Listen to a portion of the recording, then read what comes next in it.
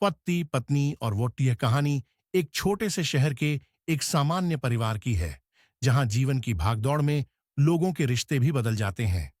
कहानी के मुख्य पात्र हैं अर्जुन, उसकी पत्नी सुमित्रा और उसका दोस्त विजय। अर्जुन और सुमित्रा की शादी को लगभग 5 साल हो चुके थे। शुरुआत में उनकी जिंदगी में सब कुछ बहुत अच्छा था। अर्जुन एक अच्छे व्यवसायी थे, जबकि सुमित्रा एक गृहिणी थी जो घर और परिवार की देखभाल करती थी। उनकी जिंदगी सरल थी, लेकिन किसी ने नहीं सोचा था कि उनकी खुशियां एक दिन चुपके चुपके बिखरने लगेंगी। विजय अर्जुन का पुराना दोस्त था। वह अक्सर उनके घर आता जाता रहता था। सुमित्रा और विजय की बातचीत शुरू में काफी सामान्य होती थी, लेकिन धीरे धीरे उनकी मित्रता कुछ और रूप लेने लगी। सुमित्रा को विजय की कंपनी में ऐसा सुख मिल रहा था जो उसे अपने पति से नहीं मिलता था। अर्जुन को अपनी पत्नी और विजय के बीच की बढ़ती नजदीकी का एहसास नहीं हुआ, क्योंकि वह हमेशा काम में व्यस्त रहता था।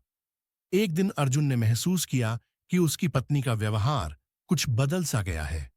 वह पहले जैसी मुस्कुराहट के साथ घर नहीं आती थी और ना ही उसकी आंखों में वही गर्मी थी। अर्जुन ने अपनी पत्नी से इस बारे में पूछा, लेकिन सुमित्रा ने हमेशा की तरह बात को टाल दिया। लेकिन एक दिन वह स्थिति और बिगड़ी, जब अर्जुन ने विजय और सुमित्रा को एक साथ देखा और उनकी आंखों में कुछ ऐसा था जो उसे बिल्कुल ठीक नहीं लगा। अर्जुन को यह समझ में आ गया कि उसकी पत्नी और उसका दोस्त एक दूसरे के प्रति आकर्षित हो गए हैं। उसे गहरा आघात पहुंचा, क्योंकि उसे कभी भी यह उम्मीद नहीं थी कि यह दोस्ती इतना गंभीर मोड़ लेगी। अब अर्जुन को एक कठिन निर्णय लेना था। उसे अपनी पत्नी से बात करनी पड़ी और उसे समझाना पड़ा कि उनके रिश्ते में विश्वास और सम्मान की आवश्यकता है।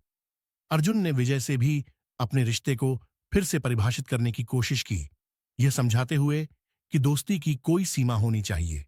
सुमित्रा ने भी अपनी गलती को समझा और उसने अर्जुन से माफी मांगी। वह जानती थी कि उसने अपने रिश्ते में विश्वास और ईमानदारी को नुकसान पहुंचाया था। धीरे धीरे अर्जुन और सुमित्रा ने अपने रिश्ते को फिर से मजबूत किया और अपने दोस्त विजय से भी दूरी बना ली। कहानी से हमें यह सीखने को मिलता है कि रिश्तों में विश्वास, संवाद और समझ महत्वपूर्ण होते हैं। अगर कभी ऐसा कोई मोड़ आए, तो हमें अपनी भावनाओं का सम्मान करते हुए सही निर्णय लेना चाहिए, ताकि हमारी जिंदगी और हमारे रिश्ते फिर से सही रास्ते पर चल सकें।